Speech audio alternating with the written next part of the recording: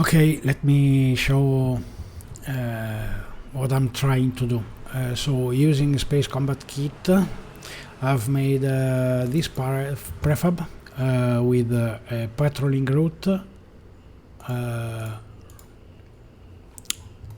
which are these dots.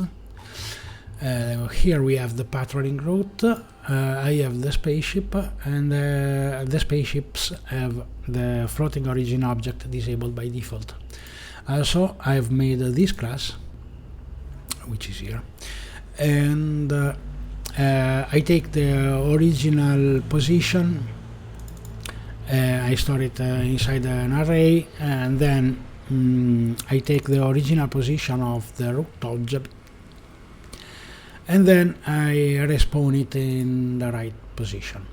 I try, but this computation here is wrong. So when the game starts, I create this game object, which have the name of the quest, and then get spawned inside the prefab that we see early. And then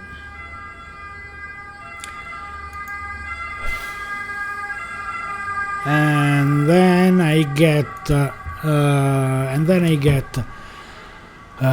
the ship taken out from the parent. The floating origin object get reactivated, but they are very far, quite far from the original point, which is here, so they should be about inside of here.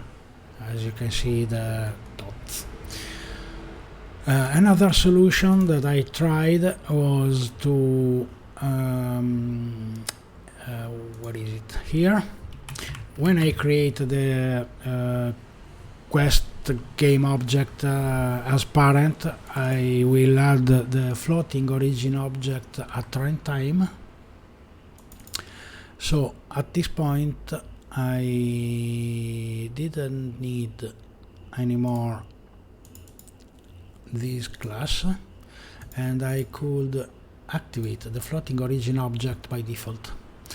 If I do this and I play, it will work in the meaning of they are still inside the parent and they are in the right position, as you can see, but I get this error, and the error is about